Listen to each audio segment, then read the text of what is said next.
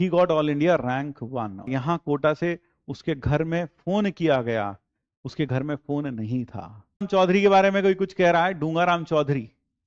डूंगाराम चौधरी की बात बताता हूं। Doongaram Chaudhary was all India rank 1। अब एग्जैक्ट साल तो मुझे याद भी नहीं आ रहा।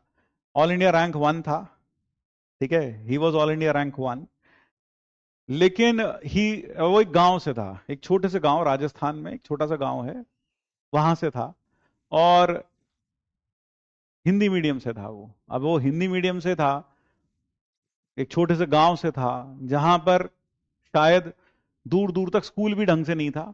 तो ऐसे जगह से डूंगाराम चौधरी था। डूंगाराम ने कोटा आकर पढ़ाई की। मेरे ख्याल से पहले साल उसने किया, उसका नहीं हुआ, एडवांस में नहीं हुआ, आईआईटी में क्वालिफाई नहीं हुआ। शायद तीसरी बार में जाकर या तीसरी या चौथी बार में जाकर वो क्वालिफाई हुआ। यानी इट टुक हिम एटलीस्ट 2 और 3 attempts to pass that exam, to pass that exam. 2 या 3 अटेम्प्ट्स उसको लगे उस एग्जाम को पास करने के लिए। क्योंकि उस वक्त जो था आपके पास नंबर ऑफ अटेम्प्ट्स के ऊपर कोई, जैसे नीट में है ऐसे ही यहां भी था, नंबर ऑफ अटेम्प्ट्स के ऊपर कोई पाबंदी नहीं थी, कितने भी अटेम्प्ट्स दे सकते थे। तो शायद उसका थर्ड या फोर्थ अटेम्प्ट में, जहां तक मुझे याद आता, थर्ड या फोर्थ अटेम्प्ट में हुआ, है ना। जैसे बच्चे बता रहे हैं 2002 का टॉपर था वो, ठीक है। एंड जब उसने जेई क्रैक किया फाइनली, आफ्टर 2 और 3 attempts when he qualified, he got all India rank 1। और जब उसकी ऑल इंडिया रैंक 1 आई और यहाँ कोटा से उसके घर में फोन किया गया, उसके घर में फोन नहीं था, उसके पूरे गांव में पंचायत ऑफिस में ही फोन था। तो वहां पंचायत ऑफिस में मुखिया को फोन किया गया और बताया गया कि Doongaram Chaudhary has done wonders, he has got rank 1। आप उनके पिताजी से एक बार जरा संपर्क करवाइए। तो थोड़ी देर के बाद फिर दोबारा कॉल किया गया, उसके पिताजी से बात हुई। तो उसके पिताजी को जब ये बताया गया कि आपके बेटे की ऑल इंडिया रैंक 1 आई है, तो शायद उनका सबसे पहला जो सवाल था वो यही था, क्या हमारे छोरे की 10-12 हजार रुपए की नौकरी अब लग जाएगी कि नहीं लग जाएगी ढंग से। वो यही पूछना चाह रहे थे कि जो भी है, हमें रैंक वैंक समझ में नहीं आती, बस ये बता दो कि इसकी नौकरी नौकरी ठीक ठाक से लग जाएगी, कुछ पैसा रुपया कमा लेगा कि नहीं कमा लेगा। तो इस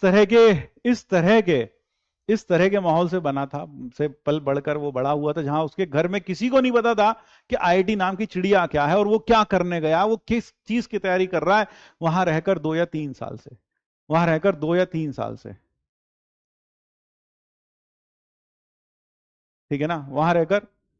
हाँ, तो इस तरह से जो बच्चे होते हैं, जो ऐसे परिप्रेक्ष्य में बढ़ते हैं जहां मम्मी पापा लगभग बिल्कुल अनपढ़ जैसे हैं, उन्हें नहीं पता है किसी चीज के बारे में। बहुत सारे घरों में ऐसा होता है, मम्मी को नहीं पता, पापा को नहीं पता, लेकिन वो एक अच्छे माता पिता होने के नाते अपना दिलो जान लगा देते हैं आपको पढ़ाने के लिए कि भाई हमें नहीं पता, बस हम तेरे ऊपर आश्रित हैं, हमारी सारी उम्मीदें, हमारे सारे सपने तेरे ऊपर टिके हैं।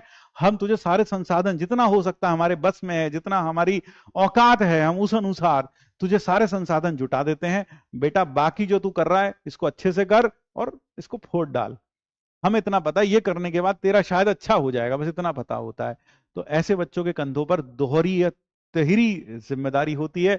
उन्हें शायद एक आम माँ बाप की बजाय जो इस तरह के माँ बाप होते हैं, उनके जो सपनों का जो जिम्मेदारी होती है वो आपके कंधों पर कहीं ज्यादा होती है। क्योंकि एक तरीके से उन्होंने अपने आप को पूरी तरीके से तुम्हें समर्पित कर दिया, बिना जाने कि तुम क्या कर रहे हो, क्या कर रहे हो, किस चीज की तैयारी कर रहे हो। उसको बस इनको इतना पता है कि मेरे बेटे ने, मेरी बेटी ने अगर ये कर लिया तो इसकी जिंदगी संवर जाएगी, इसकी जिंदगी मेरी जिंदगी जैसी नहीं होगी।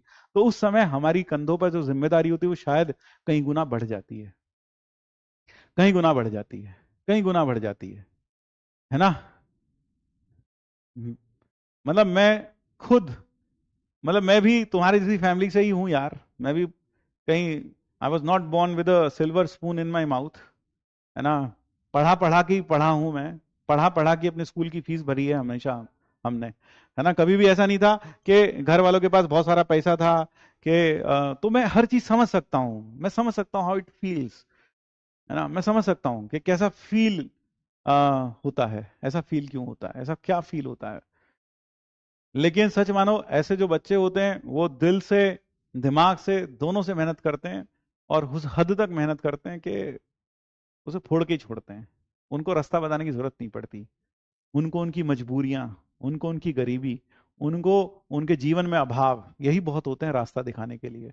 यही उनके गुरु बन जाते हैं, यही उनको उनके मार्गदर्शक बन जाते हैं, और यही उनको उनकी मंजिल तक पहुंचाते हैं। जो उनकी जिंदगी में अभाव होता है, जो गरीबी होती है, जो मजबूरियां होती हैं, यही एक तरीके से उनकी सपनों को उड़ान देता है, उनके सपनों को फ्यूल देता है, ताकि वह अपने मंजिल तक पहुंच सके। तो मैं जानता हूं यार, मैं जानता हूं